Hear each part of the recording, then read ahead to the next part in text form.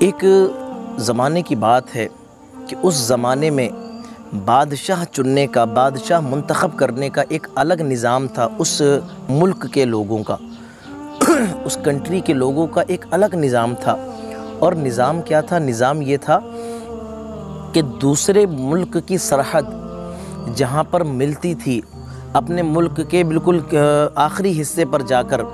ان کو جو پہلا آدمی دوسرے ملک سے آیا ہوا پہلا آدمی سال کے پہلے دن، یعنی کہ کہہ سکتے ہیں کہ نیو ایئر کے دن جو پہلا شخص ان کو ملتا تھا اس کو وہ بادشاہ بناتے تھے، اور صرف 1 سال تک کے لیے بادشاہ بناتے تھے، اور 1 سال کے بعد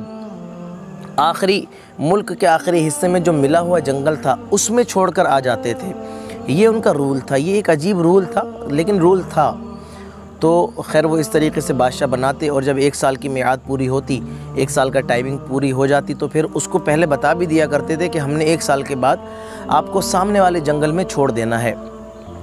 وہ راضی ہو جاتا کہ بھئی خوشی خوشی میں 1 سال تو کم سے کم بادشاہ بنا رہوں گا، لیکن اس کو یہ بھی پتہ نہیں تھا کہ اس جنگل میں بھیڑیے بھی ہیں، شیر بھی ہیں، دوسرے جو ہیں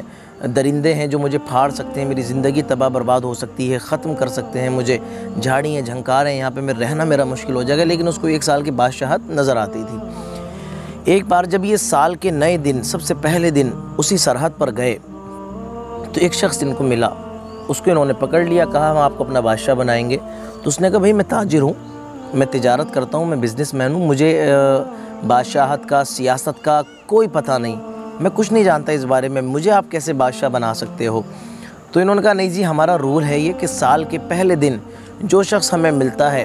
ہم اسی کو بادشاہ بناتے ہیں، اور 1 سال کے بعد اس کو سامنے والے جنگل میں چھوڑ کے آ جاتے ہیں، یہ تو ہمارا رول ہے، آپ کو بادشاہ بننا ہی بننا ہے۔ خیر وہ عقل مند تاجر تھا اور اس نے ان کی بات قبول کر لی، وہ آ کر ادھر بادشاہ بنا۔ تو جب سے وہ پہلے دن سے تخت پر بیٹھا تو اس کو پتہ تھا رول کہ 1 سال کے بعد مجھے فلاں جنگل میں یہ چھوڑ کے آ جائیں گے جہاں پر جھاڑیاں ہیں، درخت ہیں، کانٹوں بھرے درخت ہیں، اور جہاں پر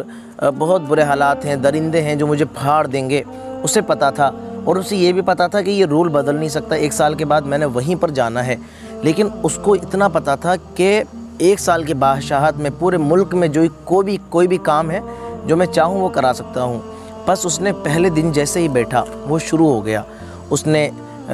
اچھے آرکیٹیکٹ بلائے، انجینئر بلائے، مزدور بلائے، یہ جتنے بھی مستری وغیرہ سب بلائے، نقش و نگار کرنے والے بلائے، اور اس کے بعد اس جنگل میں ان کو لے کر پہنچا، سب جھاڑیاں کٹوائیں، شکاریوں کو بلا کر سارے جانوروں کو مروا دیا، وہاں پر ایک عالی شان محل تیار کروایا، وہاں پر باغات لگوائے، وہاں پر کیاریاں لگوائیں، اس کو ایک خوشنما چمن بنا دیا۔ اور جب یہ خوشنما چمن بنا، 1 سال پورا جیسے ہی ہوا تو لوگوں نے اس کو پکڑ کے دھکا دے کے نکالنا چاہا، اس نے کہا نہیں مجھے دھکا مت دو، میں خود خوشی خوشی جانے کو تیار ہوں۔ اب جب یہ پہنچا تو ظاہر سی بات ہے وہ پہلے والا ماحول نہیں تھا، وہ جھاڑیاں، وہ کانٹوں بھرے درخت اور وہ درندے نہیں تھے، اب تو ایک باغ تھا، خوشنما چمن تھا، ایک دلکش وہاں بہاریں تھیں، خوشی خوشی پہنچا، خوشی خوشی پوری زندگی اس نے وہاں بتائی۔ تو اس سے ہمیں یہ سبق ملا کہ مسلمان جو اس دنیا کے اندر بھیجا گیا وہ مسلمان آخرت کی تیاری کرنے کے لیے بھیجا گیا، تو چند سالوں کو اپنے جو یہ چند سال ہیں اس کی عمر کے جو چند سال اس کو ملے ہیں وہ یہ نہ سمجھے کہ مجھے عیش کرنے کے لیے ملے ہیں،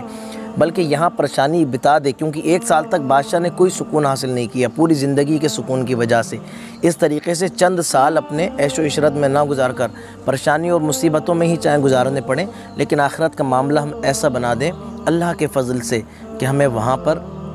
شرمندگی نہ ہو اور ہماری زندگی بربادی کی طرف نہ جائے، اور وہاں کی زندگی ہماری کامیاب اور خوشنما گزرے۔ اللہ عز و جل کی بارگاہ میں دعا ہے اللہ تعالیٰ اس واقعے سے سبق حاصل کرنے کی توفیق دے، آمین۔ اللہ حافظ۔